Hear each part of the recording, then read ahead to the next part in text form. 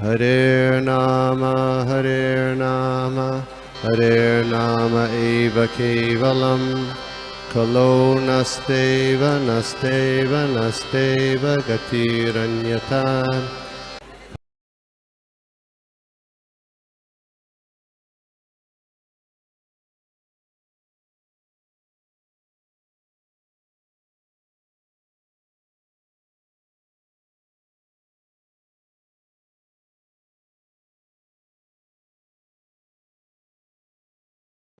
चक्षुरुन्मिलितं येन तस्मै श्रीगुरुवे नमः।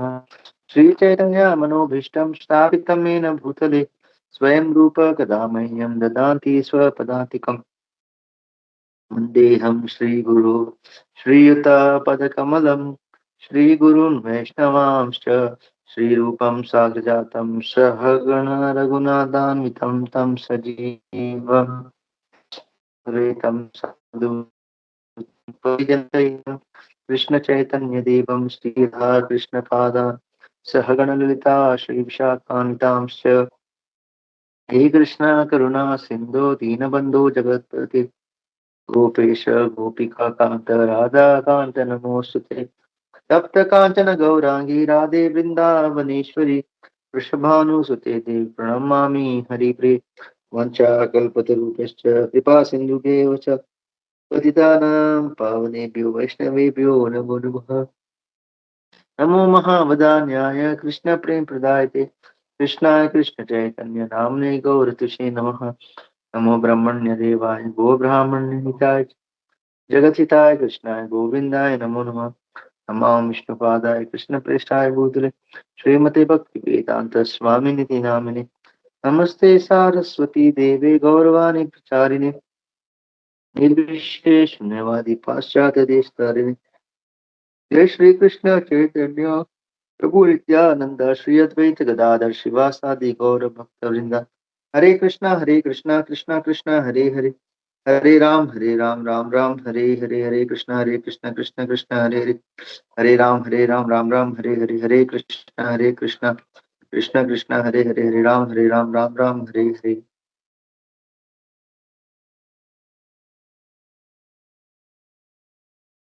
मुखम करोति वाचालम पंगुम लंघयते गिरि यत्कृपातमहं वन्दे श्री गुरुदिनतारिणम परमानंदमानं श्री चैतन्येश्वरम।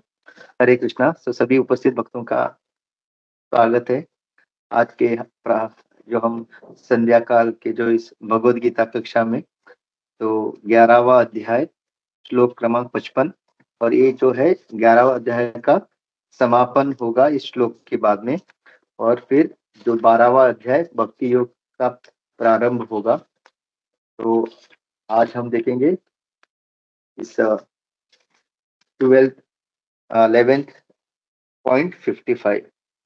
तो ओम नमो भगवते वासुदेवाय ओम नमो भगवते वासुदेवाय ओम नमो भगवते वासुदेवाय। तो मत कर्म कृन् मत परमो मद भक्त संग वर्जितः निर्वैर सर्वभूतेषु यस मामेति पांडव। तो मत कर्म कृत engage in my divorce engage in doing my work. तो मेरे कार्य में रत रहना भगवान कह रहे हैं। मत परम कंसिडरिंग मी द सुप्रीम मुझे ही सर्वश्रेष्ठ मुझे ही ओके परम पुरुषोत्तम मानना। मत भक्त मेरे भक्ति में संलग्न होना। संग वर्जिता फ्री फ्रॉम कंटेमिनेशन फूटिव एक्टिविटीज एंड मटेरियल स्पेकुलेशन। संग वर्जिता यानी प्रभुपाद यहाँ लिखते हैं जो कर्म कांड कर्म से और मेंटल स्पेकुलेशन मतलब अनुमान लगाना उससे मुक्त होना। निर्वैर बिना किसी शत्रु सर्वभूतेषु सभी जीवों के प्रति संभाव रखना। यह ऐसा जो करता है वह मेरे मेरे पास पांडवा तो वो मेरे पास आता है पांडु के पुत्र। तो भगवान यहाँ पे हमको बता रहे हैं कि उनके पास कौन आसानी से आ सकता है। तो ये 5 मत कर्म भगवान के लिए कार्य करना कृण मत परमो, मुझे ही सब मत कर्म क्रीम मत परमो, मुझे ही सर्वश्रेष्ठ मानना, मत भक्त मेरा भक्त बनना या मेरी भक्ति में संलग्न रहना, संग वर्जिता, तो केवल भक्तिमय कार्य करना, ना कि कर्म कांड, और निर्वैर, बिना कोई शत्रु, किसी को अपना शत्रु न समझना, और सर्व सारे जीवों के प्रति संभाव रखना, ये जो करता है वो आसानी से मेरे पास आता है। तो अगर आप देखेंगे विश्व रूप का जो लास्ट जो भगवान कुछ श्लोक बता रहे हैं, मतलब इसमें केवल और केवल भक्ति का भगवान ज्ञान दे रहे हैं। तो पहले उन्होंने अपना विश्व दिखाया, फिर अर्जुन जब डर गए भगवान को बस पहले अपना चतुर्भुज जो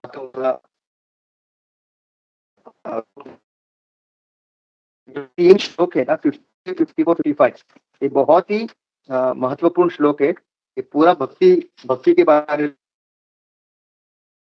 तो ये पहला है, ना हम वेदे न तपसा न दाने न चिज्या शक्य एवं विदो दृष्टम दृष्टवाम असी माम यथा। तो भगवान क्या कहते हैं, ना हम वेदे, मतलब वेदों का पाठ करके बहुत बड़े करके या दान देके ऐसा ये सब करने से कोई ऐसा शक्य नहीं है कि आप मुझे देख सकते हो। और क्या फिर क्या कहते हैं, भक्त्यत्व अनन्य शक्ति, केवल और केवल भक्ति से अहम एवो विदु अर्जुना ज्ञातुम दृष्टम च तत्वेन प्रवेष्टितुम, आप कैसे जान सकते हो, और मेरे सारे जो तत्व है या लीलाएं है या मेरे बारे में जो कुछ रहस्य है, और कैसे उसमें तुम प्रवेश कर सकते हो, भक्त्या तो अनन्य शक्तिया, केवल और केवल भक्ति से, राइट। तो प्रभुपाद लिखते हैं, my dear Arjuna, only by undivided devotional service, जैसे कहते हैं ना, एके ह कुरु नंदना, मुझे आप जान सकते हो जैसे मैं आपके सामने समक्ष खड़ा हूँ।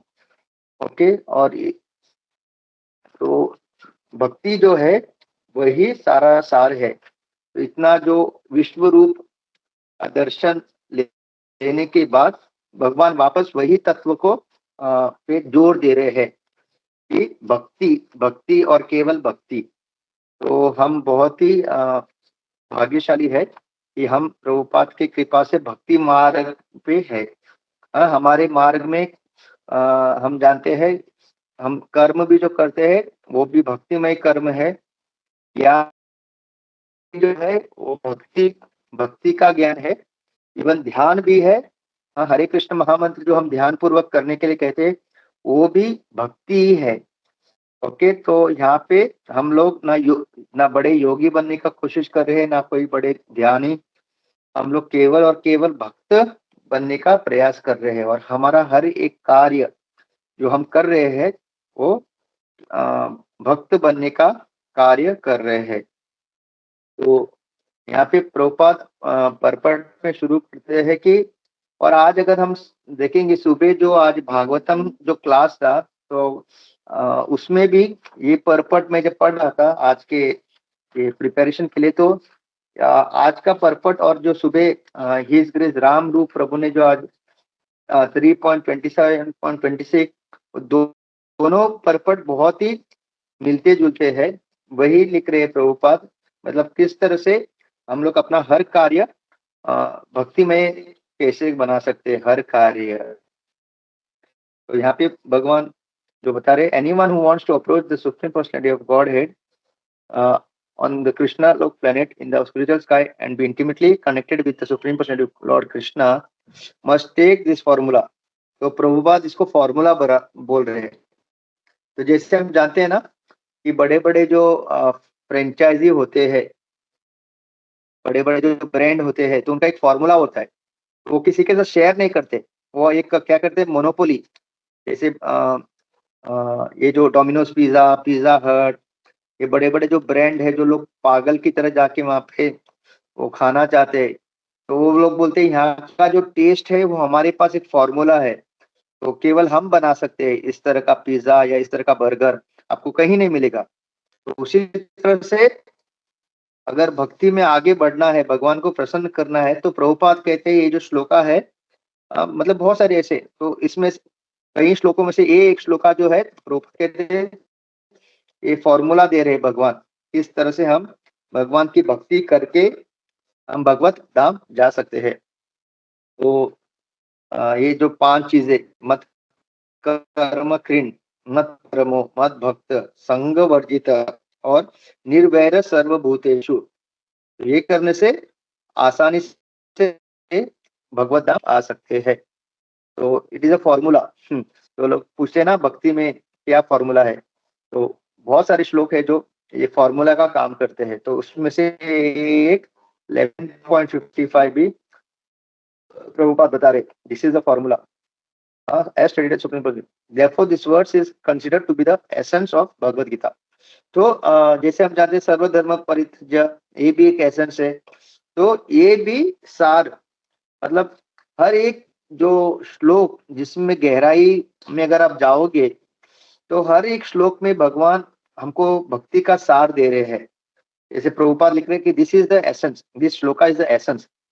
तो हर एक श्लोका में अगर आप गहराई में जाओगे, चिंतन मनन करोगे और प्रभुपाद के तात्पर्य पढ़ोगे, तो हर एक सूत्र मिलेगा हमको, सूत्र, ये सारे श्लोक के सूत्र, इस तरह से हम भगवान को प्रसन्न करके भक्ति में आगे बढ़ के वापस भगवत धाम जा सकते हैं। तो कई श्लोकों में से एक श्लोका इस भगवत गीता का सार है।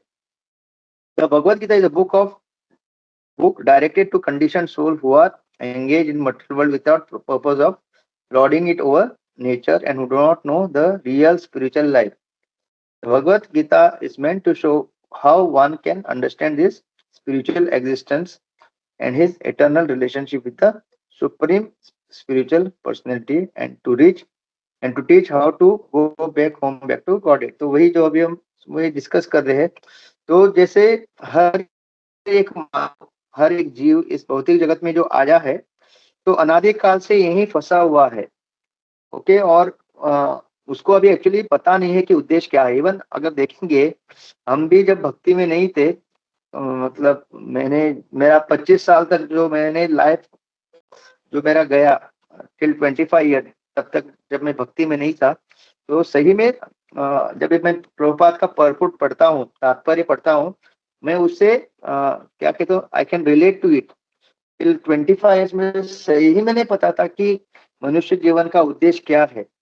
मुझे लगता था कि अच्छा अभी पढ़ाई हो गई है, तो सबसे पहले एक सक्सेसफुल, एक कामयाब जीवन, मतलब मुझे बहुत अच्छी तनख्वाह मिलने वाली, सैलरी मिलने वाली एक जॉब करना है, और फिर मुझे भी एक बड़ा सा घर बनाना है, और मुझे भी बहुत बड़ी गाड़ी खरीदनी है, बैंक बैलेंस, बहुत बड़ा बैंक बैलेंस बनाना है, और फिर ये जो क्या कहते हैं युवा युवा अवस्था है, उसमें बहुत मजा करना है, पार्टी करना है, दोस्तों के साथ घूमने जाना है, और फिर शादी करनी है। यही लगता था सही में कि ये जो ऐसा अगर मैं कर पाऊंगा तो मैं कामयाब व्यक्ति हूँ सही में। और जहाँ तक धर्म या भगवान वगैरह, ऐसा लगता था कि ये सारे जो देवी देवताएं हैं, इनकी आराधना क्यों करना है, ताकि वो मदद करे ये सारी चीजें हासिल करने में, और उसमें उनका थोड़ा, उनको एक जैसे रहते हैं ना कमीशन एजेंट, तो हम जो कुछ भी कमाते हैं तो ये लोग हमको मदद करेंगे ये सब हासिल करने में, और एक हमारी तरफ से उनको एक कमीशन, मतलब जो हम लोग दान पेटी में पैसा डालते हैं, या मंदिर मंदिर में कभी चढ़ावा, या कभी कुछ तो सोमवार के दिन शिव जी के मंदिर में कुछ चढ़ावा, शनिवार के दिन मारुति जो हनुमान जी के, तो ऐसे ही लगता था कि इनको चढ़ावा देना है, तो वो अपना काम कर रहे हैं और हमें अपना काम करना है। ये मृत्यु के बाद क्या होने वाला है, मतलब हमारा एक्चुअली भगवान के साथ क्या संबंध, या फिर हम लोग सही में इतना कष्ट क्यों आ रहे हैं, इसके ऊपर बिल्कुल थोड़ा सा भी हम मतलब ध्यान नहीं होता था, बिल्कुल ध्यान नहीं होता था। और ऐसा लगता था कि जो भी कुछ जो गलत हो रहा है वगैरह, ऐसा लगता था कि मतलब मेरे साथ ऐसा क्यों हो रहा है, राइट, मैं तो इतना अच्छा व्यक्ति हूँ। तो जब तक भक्ति में नहीं आए तब तक ये सारा जो है भक्ति में आने से पहले मुझे भी ऐसे ही लगता था। लेकिन जब हम शास्त्र पढ़ने लगे तब एक्चुअली ये सारा धीरे-धीरे समझ में आने लगा कि जो कुछ भी हो रहा है वो ऐसे ही नहीं हो रहा है। उसमें बहुत सारे कर्म के जो तो ये जो हम कर्म लिख रहे हैं मत कर्म इसलिए इसलिए भगवान यहाँ कह रहे मत कर्म मेरे लिए कर्म करो। नहीं तो वापस तुम इसी कर्म के बंधन में फँसते रहोगे। अगर मेरे लिए कर्म नहीं करोगे अर्जुन तो वापस जो तुम कर्म करोगे भले ही अच्छे हो बुरे हो तुम इस भौतिक जगत में फंसे रहोगे। लेकिन जब वो कर्म भगवान के लिए होते हैं जब वो कृष्ण भावनामृत कर्म होते हैं फिर क्या होगा उस कर्म का कोई फल नहीं रहेगा वो अकर्म बन जाएगा। तो और प्रभुपाद इसलिए लिखते हैं कि ये सारे भगवत गीता ये जो शास्त्र है वो हमारे लिए एक क्या कहते हैं गाइडिंग लाइट वो एक रोशनी देने वाला एक लाइट है कि किस तरह से हमको जैसे कि एक अच्छा उदाहरण है जब युद्ध होता है ना तो युद्ध होने के टाइम ना जो जो एक नो मैन्स लैंड होता है ना एक दो दो देशों के बीच में एक जगह होती है जिसको बोलते हैं नो मैन्स लैंड ना ये देश का है ना वो देश का है। तो उस लैंड में ना कभी-कभी माइन्स बिछाए जाते हैं। माइन्स माइन्स यानी उसके अगर आप पाँव रखोगे तो बॉम्ब होता है तो वो फट जाएगा। तो कभी-कभी क्या होता है जब युद्ध खत्म होता है ओके तो केवल जिस व्यक्ति ने वहाँ पे जो माइन्स लगाए उसको पता रहता है उसके पास वो नक्शा रहता है कि कहाँ-कहाँ उसने वो माइन्स लगाए हैं। तो अगर उस व्यक्ति के साथ आप चलोगे उस जगह पे तो वो व्यक्ति आपको बताएगा यहाँ पाँव मत रखो, यहाँ पाँव मत रखो। क्योंकि उसको पता है उसने कहाँ-कहाँ माइन्स रखे हैं। अगर आप उस बताए हुए उस व्यक्ति के बताए हुए अगर नहीं चलोगे तो आपका मतलब गलत जगह पे पाँव रख के आप आपका मतलब आप मृत्यु को मतलब आपकी मृत्यु हो सकती है, क्योंकि हर जगह तो उसी तरह से ये भगवत गीता जो है वो मैनुअल है। हाँ, किस तरह से हमको भगवान बता रहे हैं भगवत गीता की मतलब कैसे हमको इस जीवन को जीना है, राइट? जैसे वो माइंड्स कहाँ-कहाँ रखा है जिस व्यक्ति ने रखा है उसको पता है ना, तो उसी तरह से इस भौतिक जगत की सृष्टि किसने की है? भगवान ने की है। और क्यों की है? हम बद्ध जीवों को एक मौका देने के लिए, जो हमको इच्छा थी स्वामी बनने का। तो अभी जब हम भगवान को कहते हैं कि नहीं मुझे यहाँ से निकलना है, तो भगवान को पता है पूरी सृष्टि कैसे चलायमान है। यहाँ पे क्या करने से हम हम यहाँ से निकल सकते हैं। तो उसी तो जब तो वो क्या है वो नक्शा क्या है? ये भगवत गीता। ये पूरा भगवत गीता एक हमको रास्ता दिखाता है, किस तरह से कैसे चलना है। किस रास्ते से चलेंगे तो हम सीधे भगवत धाम जाएँगे और थोड़ा भी हमने इधर-उधर मुड़ के अगर थोड़ा-सा भी ट्रैक चेंज कर लिया, तो क्या होगा वापस हम इस भौतिक जगत में। तो इसके वजह से हमको ये Bhagavad Gita as it is पढ़ना है, पढ़ाई भी करनी है और उसको हमारे जीवन में उतारना है as it is.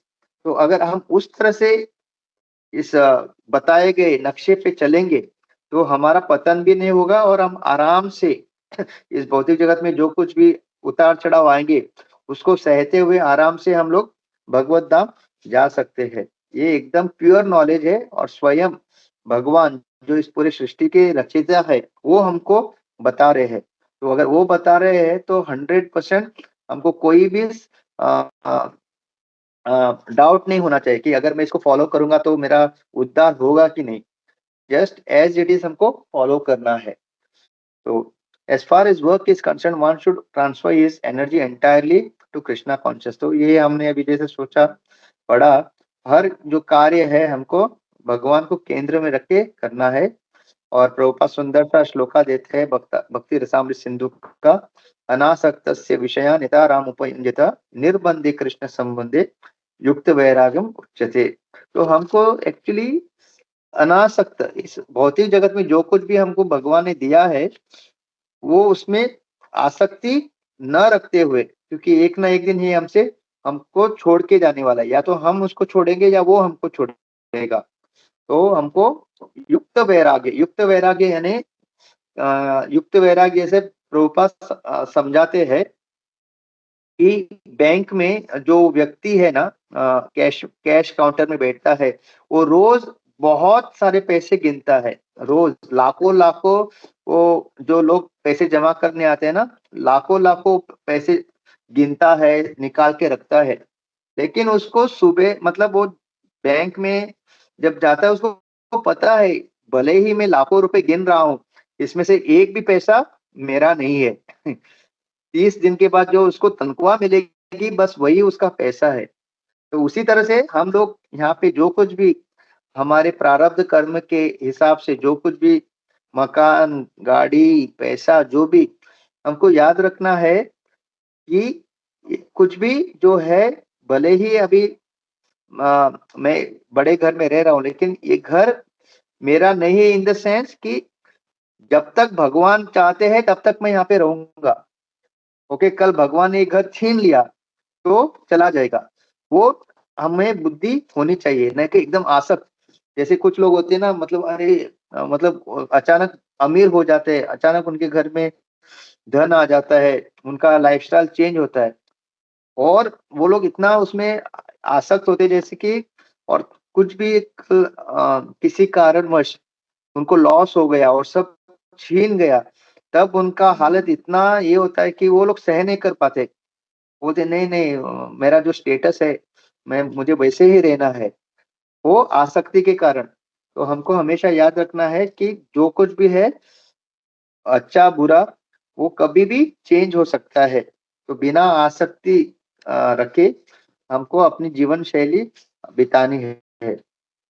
Okay, for example one may be engaged in a business but to transform that activity into Krishna consciousness, one must has to do business for Krishna. If Krishna, तो यहाँ पे प्रभुपाद वही बता रहे कि even कल आप business हो, खुद का भी बिजनेस है, तो ये सोचना है ये बिजनेस कृष्णा जो है मालिक है और मैं उनका सेवक हूँ, मैं केवल केयर टेकर। तो कृष्णा ने मुझे केयर टेकर के रूप में ये बिजनेस को दिया गया है। If Krishna is the proprietor of business, then Krishna should enjoy the profit of the business.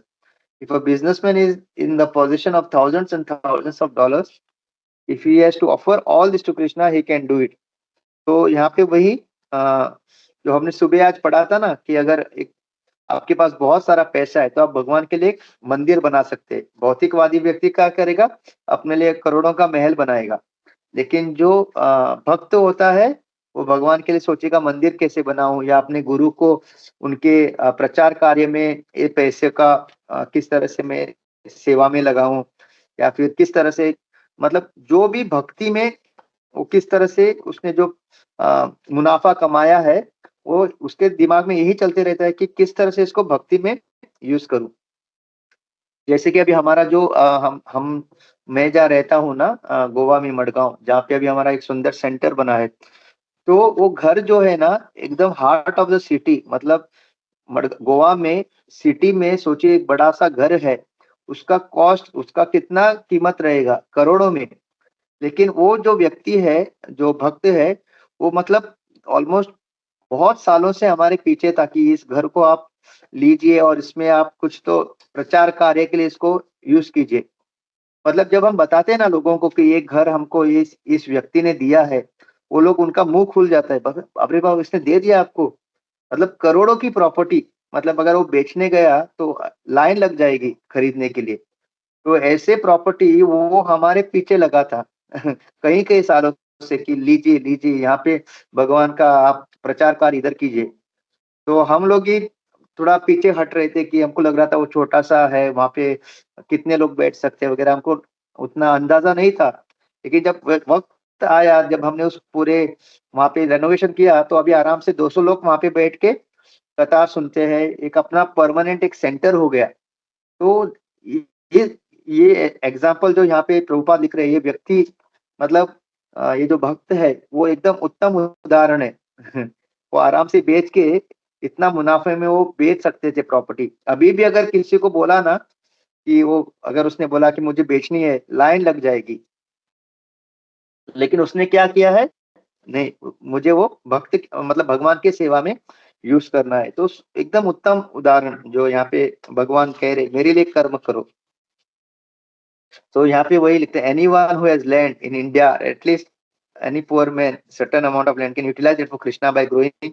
हाँ, तो अगर आपके पास प्रभुपाद, मतलब प्रभुपाद के तात्पर्य इतने सुंदर होते हैं ना, और इतने क्या बोलते हैं प्रैक्टिकल, जो प्रभुपाद बोलते हैं, अगर आपके पास थोड़ी सी जमीन भी है, हाँ, अगर आप मंदिर नहीं बना सकते तो क्या करो, वहां पे अच्छे जो भगवान को अर्पण कर सकते हैं ऐसे पुष्प के पौधे लगाओ, और रोज वहां से पुष्प निकाल के भगवान के सेवा में लगाओ। और वही पत्रम पुष्पम फलम, तो ये उनका प्रभुपाद यहाँ पे क्या कहते हैं, श्लोक का वर्णन करते हैं। तो Krishna desire that one offer him either leaf और फ्लावर और फ्रूट और water, and by such an offering he is satisfied. This leaf especially refers to tulsi. So one can sow tulsi and pour water on that plant. And thus even the poorest man can engage in the service of Krishna. These are some of the examples of how one can engage in working for Krishna. तो वही मतलब तुलसी का पत्ता, कोई ऐसा व्यक्ति नहीं है बोल सकता है कि नहीं मेरे पास इतना भी धन नहीं है कि मैं तुलसी अर्पण नहीं कर सकता। आपके पास धन नहीं तो एक तुलसी का पौधा लगा के रोज आप निकाल के लगा सकते हो, और भगवान उससे भी प्रसन्न होते हैं। Then word mat parama refers to one who considers the association of Krishna in his supreme abode to be highest perfection of life. So such a person does not wish to be elevated to higher planets. तो प्रभुपाद वही लिखते हैं कि जो भगवान के संग के लिए बहुत ही उत्सुक है, वो कभी भी मतलब स्वर्ग लोक या ब्रह्म लोक या किसी भी ऐसे लोक में भी जाने का कभी भी इच्छा नहीं रखता है। आप उनको भले ही कितना भी वर्णन करो, स्वर्ग लोक में कितना ज्यादा ऐश्वर्य है, वहां पे कितना भोग करने का क्या कहते हैं, भोग करने का फैसिलिटीज, हाँ, वहाँ पे मतलब आपको एक से बढ़कर एक अप्सराओं के साथ भोग करने मिलेगा। इंद्रलोक का ऐश्वर्य या ब्रह्मलोक में अगर जाएंगे तो आपकी आयु इतनी बढ़ जाएगी। वो लोग केवल उसको सुनते हैं, कोई आकर्षण नहीं होता उनको। आखिर में वो क्या करते हैं, केवल इतना सोचते हैं कि मैं भगवान की भक्ति कैसे करूं, मतलब भगवान को प्रसन्न कैसे करूं। तो भक्त को बिल्कुल क्या कहते हैं, ये भौतिक जो आकर्षण है उसमें कोई भी अभी रुचि नहीं बची है। उनको आप अगर आप बताएंगे कि भगवान किस तरह से वृंदावन में लीला करते हैं, तुरंत उनको लगता है कि मैं भी, मुझे शामिल होना है। हाँ, इसलिए आप देखते हैं ना, हमारे जो सही में भक्ति में जो उन्नति कर रहे हैं, वो बार बार यही उनका चिंतन रहता है कि मैं वापस वृंदावन कब जाऊं, मैं वापस मायापुर कब जाऊं, वहीं पे कब मैं बसूं। हाँ, क्योंकि क्या होता है, क्योंकि आर्थिक स्थिति के कारण और बहुत सारी जिम्मेदारियों के कारण वापस हमको अपने अपने शहर आके अपना जॉब वगैरह करना पड़ता है। लेकिन चिंतन ये रहता है कि कब मैं रिटायर होके मैं भी हमेशा के लिए वृंदावन में एक छोटा सा कहीं अपना जगह बना के रोज साधु का दर्शन करूं, रोज यमुना, रोज परिक्रमा, रोज गोवर्धन परिक्रमा, रोज वृंदावन परिक्रमा। और जब भी कोई भक्त आए उनकी सेवा, जब भी प्रभुपाद की शिष्य है उनका दर्शन, रोज मंगल आरती। ये सारे भक्त के चिंतन यही होता है, और कभी ये नहीं सोचते कि मैं इतना पुण्य कमाऊं और स्वर्ग लोक में जाके ऐश्वर्य पूर्ण जीवन जीऊं। उनका केवल यही चिंतन रहता है। और आगे तो प्रभुपाद इस तात्पर्य में ये लिखता है कि भक्त जैसे जैसे उन्नत होने लगते हैं तो फिर वो आ, यही मांगते हैं कि भगवान आप मुझे जहाँ कहीं भी रखिए, लेकिन आपकी भक्ति में आप मुझे संलग्न रखिए। वो फिर इवन आध्यात्मिक जगत में भी जाने का जो उनका इच्छा, मतलब उनका कोई इच्छा ही नहीं रहता, उनका खाली एक ही इच्छा है कि भगवान आपकी इच्छा जो है वो मेरी इच्छा है। और अगर आपकी इच्छा है कि मैं भौतिक जगत में ही रहूं और सेवा करूं, तो मैं यहीं पे रहूंगा। क्योंकि उनका चेतना इतना ऊंचे स्तर पे जाता है कि भले ही वो भौतिक जगत में रहते हुए भी आध्यात्मिक जगत में ही रहने का मतलब उनका पूरा जो अस्तित्व है वो आध्यात्मिक हो जाते हैं। राइट, जैसे कहते हैं ना, मोरा मन वृंदावन, जैसे चैतन्य महाप्रभु को कहा गया, प्रभु जी आप जहाँ है, प्रभु आप जहाँ है वही वृंदावन है। तो भक्त का भी वही है, एक शुद्ध भक्त जहाँ है वही आध्यात्मिक जगत है। तो जब हम अपने गुरु का संग वगैरह करते हैं, जब गुरु के समक्ष, तो एक्चुअली हम भी वो आध्यात्मिक जगत में ही रहने का हमको वो एक अनुभव मिलता है। तो one can engage in all. और प्रभुपाद यहाँ पे लिखते हैं किस तरह से, मतलब भक्ति, मतलब नवविधा भक्ति। तो प्रभुपाद लिखित चाहे तो आप पूरे 9 अंग से भगवान की भक्ति कर सकते हैं, या फिर कोई उसमें से एक अंग भी, श्रवणम कीर्तनम विष्णु स्मरणम पाद सेवनम अर्चनम वंदनम दास्यम सबके आत्म निवेदनम। तो ये जो 9 अंग है, नविदा भक्ति जिसे हम कहते हैं, अगर कोई उत्तम भक्त है वो सारे नविदा भक्ति का अंग, हर एक अंग का पालन कर सकता है। अगर वो पॉसिबल नहीं है तो कि इवन एक कोई, इवन श्रवण कीर्तन, कोई एक अंग से भी आप भगवान की भक्ति बहुत अच्छी तरह से कर सकते हैं। फिर संग वर्जित। ओके, तो यहाँ पे प्रभुपाद लिखते हैं कि जो कृष्ण भावनामृत में जिनको इंटरेस्ट नहीं है, तो ऐसे भक्तों का हमको कम से कम संग करना है। क्यों कम से कम? क्योंकि अगर हमको प्रचार करना है तो ऐसे ही लोगों, क्योंकि हम भी जब भक्ति में नहीं थे तो किसी ने हमको प्रचार किया, राइट? तो अगर सोचो, अगर सब लोग भक्त सोचते हैं कि हमको जो अभक्त है उनका संग नहीं करना है, तो फिर हमको प्रचार कौन करेगा? हमको भी ऐसा पकड़ पकड़ के लेके आके प्रचार किया। तो उसी तरह से हमको प्रचार के माध्यम के लिए ही जो है, जो अभक्त है उनका संग करना है। मतलब उनको प्रचार करने के लिए, उनको कृष्ण के बारे में बताने के लिए, उनको सत्संग में लाने के लिए, उनको भगवत गीता देने के लिए, और उनको कृष्ण भावनामृत के प्रति आकर्षण करने के लिए, केवल इस कार्य, इस उद्देश्य से उनका संग करना है। ना कि उनके साथ मतलब मित्रता करके उनके साथ घूमने जाना, मूवी में जाना। कभी-कभी हमको लगता है ना, नहीं थोड़ा उसके साथ रह रह के उसको मैं भक्त बनाऊँगा। लेकिन ऐसा उल्टा भी हो सकता है। उसके साथ रह रह के हमने थोड़ा बहुत जो भक्ति मार्ग में हम आए हैं, वो छोड़ के हम वापस पूरी तरह से भौतिकवादी हो सकते हैं, क्योंकि माया बहुत स्ट्रॉन्ग है। Okay, Maya is very, very strong, और हमारी भक्ति अभी भी बहुत वीक है, राइट? तो वीक होने के कारण अगर हम अ क्या कहते हैं, भौतिकवादी लोगों का ज़्यादा संग करेंगे, तो वापस जो आकर्षण छूट गया है हमारा, जो भौतिक वस्तु के प्रति, वो वापस धीरे-धीरे आ सकती है। क्योंकि भक्ति में प्रगति करना बहुत, मतलब कठिन है।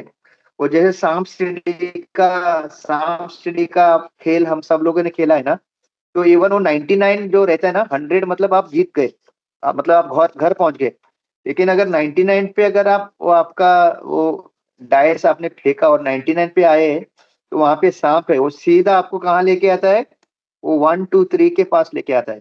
तो इतना मेहनत कर के आप गए थे, तो वो 99 जहाँ पे साँप का मुँह है, वहाँ पे अगर आपका आ गया वो, तो इमीडिएटली आप कहाँ पहुँचोगे? नीचे एकदम।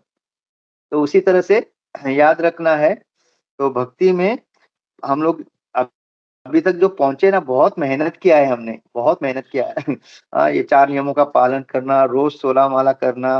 अभी हम लोग रोज़ कर रहे हैं, इसलिए हमको थोड़ा-सा वो पता नहीं, लेकिन जब नए-नए आए थे ना, सुन के ही हमको लगता था ना, ये सब मैं कर पाऊँगा क्या? 16 माला, बाप रे बाप! कर पाऊँगा क्या? 4 नियम, हाँ, केवल शाकाहारी कर पाऊँगा क्या? केवल भोग लगाना कर पाऊँगा क्या? 2-2 एकादशी, वो भी कुछ भी नहीं खाना है। हाँ, केवल तभी तो साबूदाना वगैरह फ्रूट्स केवल ये खाना है, मतलब ये सब।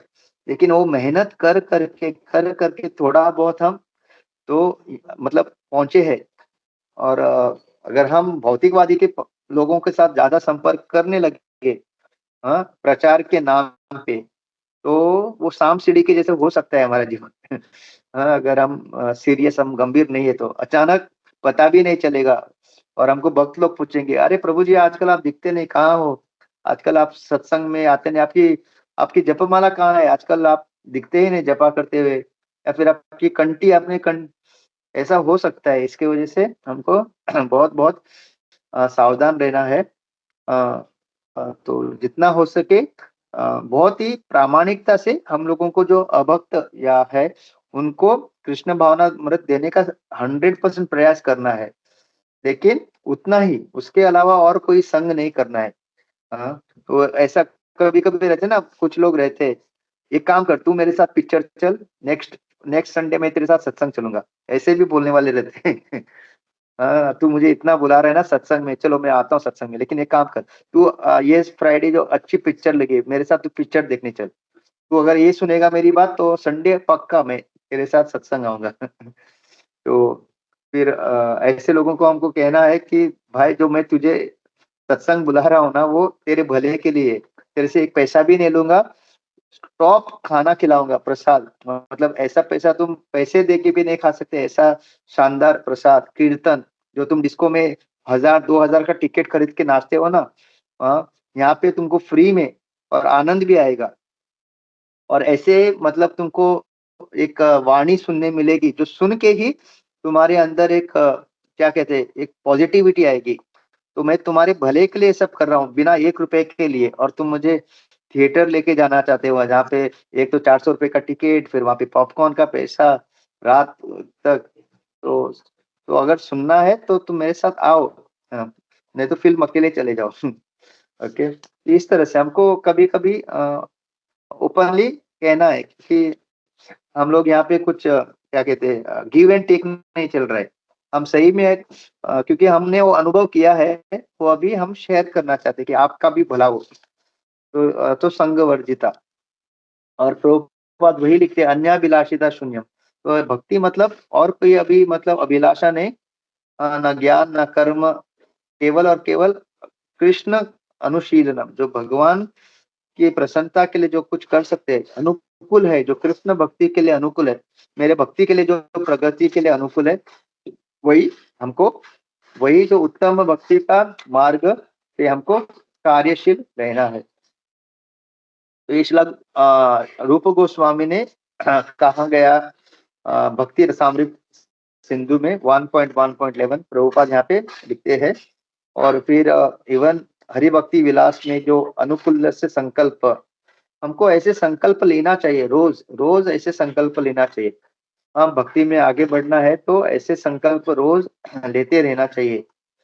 किस तरह से हम लोग भक्ति में अनुकूल्य से संकल्प प्रातिकूल्य से वर्जिनम रक्षिषि इति विश्वास हो, हमको विश्वास होना है कि कृष्ण हमें हमेशा हमारा रक्षा करेंगे। गोप्तृत्व वर्णम यथा। तो कल ना चैतन्य चरण प्रभु का एक सुंदर सा क्लास सुन रहा था, हम लोग सब सुन रहे थे। मॉर्निंग हमारा एक मडगांव में भी मॉर्निंग सेशन होता है। तो उस मॉर्निंग सेशन में चैतन्य प्रभु बता रहे थे कि चैतन्य प्रभु बता रहे थे कि जो हम कृष्ण जो हम चैंटिंग कर रहे हैं ना, तो प्रभु क्या बता रहे थे, it is not to show Krishna, वो मतलब भगवान को बताने के लिए नहीं कि हम भगवान आपके मतलब मैं आपका चैंटिंग कर रहा हूँ तो आप है ना, मतलब आप मेरे you are there for me, या मतलब आप मेरी रक्षा करोगे ना, मैं आपका भक्ति कर रहा हूँ। नहीं, it is not to show Krishna, but हम लोग चैंटिंग टू रियलाइज, हमको ये रियलाइज होना है कि सही में भगवान है और वो मेरी रक्षा करेंगे। ओके, तो ये बहुत अच्छी तरह से चैतन्य चरण प्रभु ये शिक्षा दे रहे थे। तो कभी कभी हम लोग चैंटिंग इस भाव से करते कि देखो भगवान, देखो मैं आपका नाम जप कर रहा हूँ, देखो तो 2-2 घंटे में आपके लिए लगा रहा हूँ, तो आप है ना सही में, आप भी मेरे साथ, जब भी मेरी कोई प्रॉब्लम होगी आप रहेंगे ना मेरे साथ, अ, पक्का ना, ऐसा नहीं। We should have that faith. मतलब प्रभु वही बता रहे थे, जो जप करे वो हमको ये खुद को साक्षात्कार करने के लिए कि यस लॉर्ड इज देयर, ये रियलाइज करने के लिए कि भगवान मुझसे प्रेम करते हैं, भगवान है मेरे लिए, भगवान हमेशा मेरा, उन्होंने पहले भी रक्षा की थी, अभी भी कर रहे हो, आगे भी करेंगे, वही मेरे सब कुछ है। तो वो रियलाइज हमको होना है। तो ऐसे प्रभु कह रहे थे। तो one should think of Krishna and act for Krishna favorably, not unfavorably. Krishna was an enemy of Kamsa was an enemy of Krishna from the very beginning of Krishna's birth. Kamsa planned in so many ways. तो यहाँ प्रभुपाद एक सुंदर बताते हैं कि कृष्णा भावनामृत मतलब हमेशा कृष्ण के बारे में सोचना, राइट। तो ऐसा कहते हैं कि कंस हमसे भी ज्यादा कृष्णा कॉन्शियस था। तो दिन रात जब उनको पता चला कि कृष्ण से उनकी मृत्यु होने वाली है, तो दिन रात वो कृष्ण के बारे में सोच रहा था। लेकिन क्यों? कि कृष्ण को मैं कैसे मारूं? तो प्रभुपाद वही बोलते हैं, we have to be Krishna conscious favourably, अनुकूल नॉट प्रतिकूल। हाँ, तो हमेशा प्रतिकूल हमारा ये होना चाहिए भाव, आई मीन अनुकूल भाव होना चाहिए कि मैं कृष्ण भगवान को किस तरह से और अच्छी तरह से सेवा करूं, और कैसे शुद्ध नाम लूं, और किस तरह से अच्छी तरह से उनके भक्तों की सेवा करूं। देखिए, भक्तों की सेवा यानी कृष्ण की सेवा।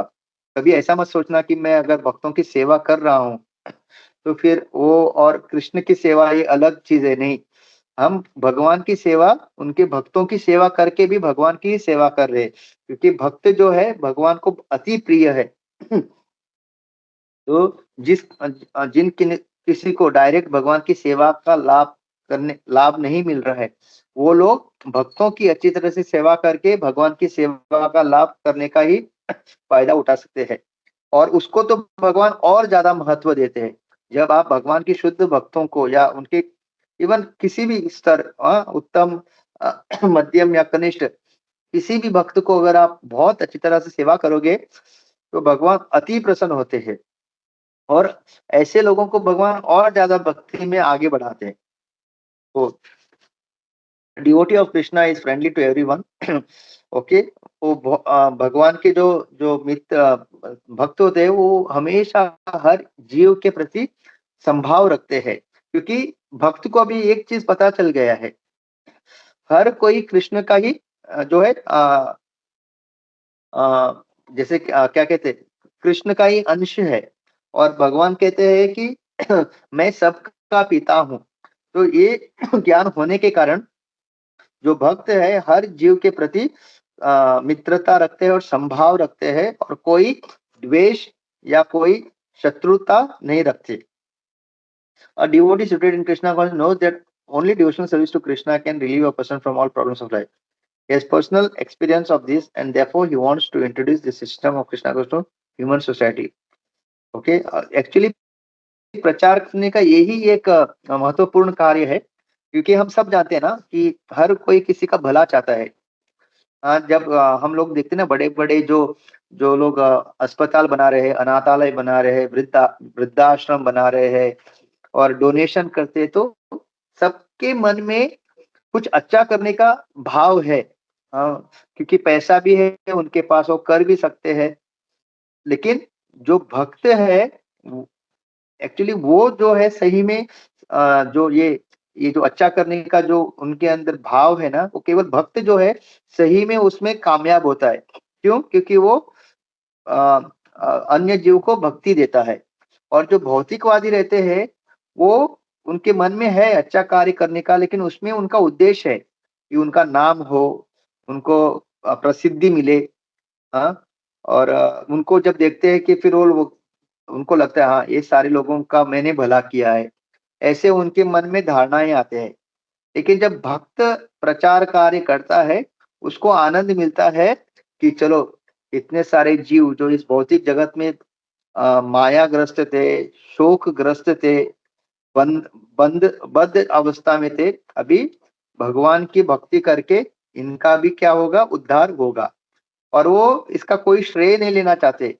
वो देखते हैं हाँ, आप भक्ति कर रहे हो, भक्ति में उन्नति कर रहे हो, यही उनके लिए जो है आनंद का कारण है। जब वो देखते हैं कि अरे ये जीव भक्ति में आने से पहले कैसा था, अभी भक्ति में आकर कितना उन्नति कर रहा है, ये सुन के वो जाके नहीं बताएगा अरे तुमको मैंने भक्ति में लाया था, मेरे पैर छुओ, नहीं बोलेगा ऐसा। उनको देख के ही अच्छा लगता है।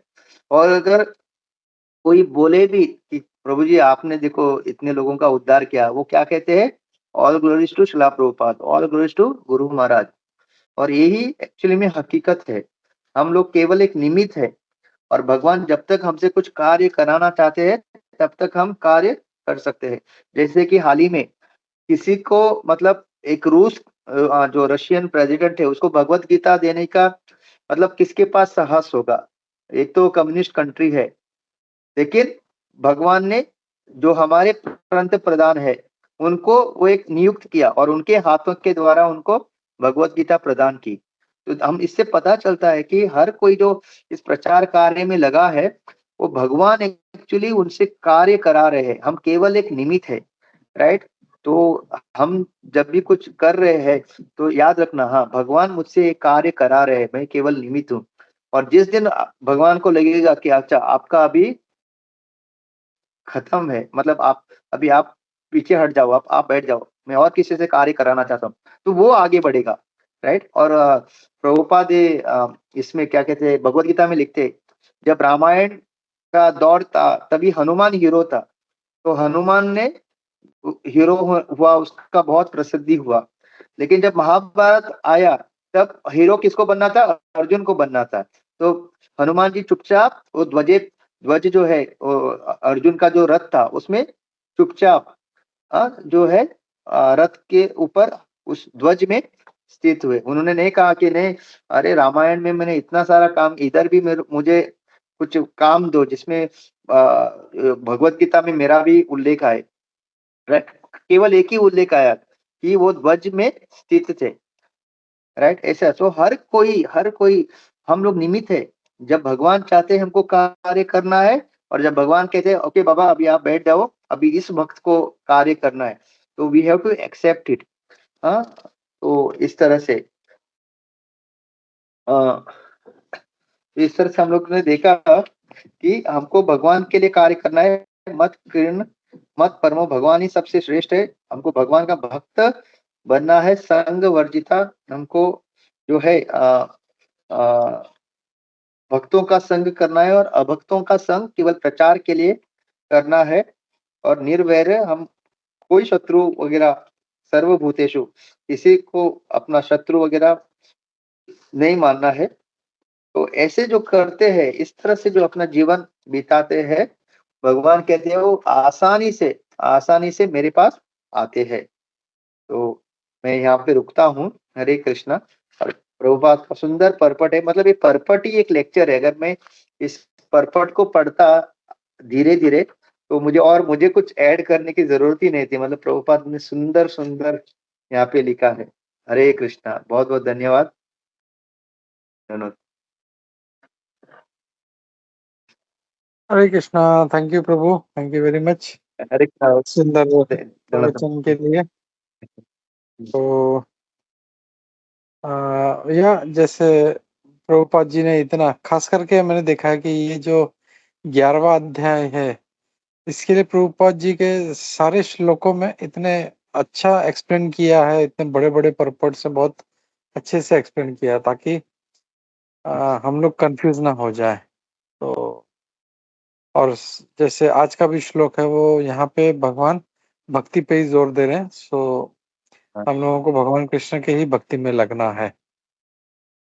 हरे कृष्णा। किसी भक्त का कोई प्रश्न है तो लेते हैं हम लोग।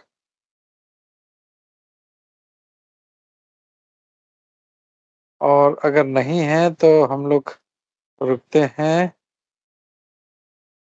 भगवद गीता यथारूप की जाए, श्रील प्रभुपाद की जाए, इस्कॉन गुरुवृंद की जाए, सभी उपस्थित वृंद की जाए।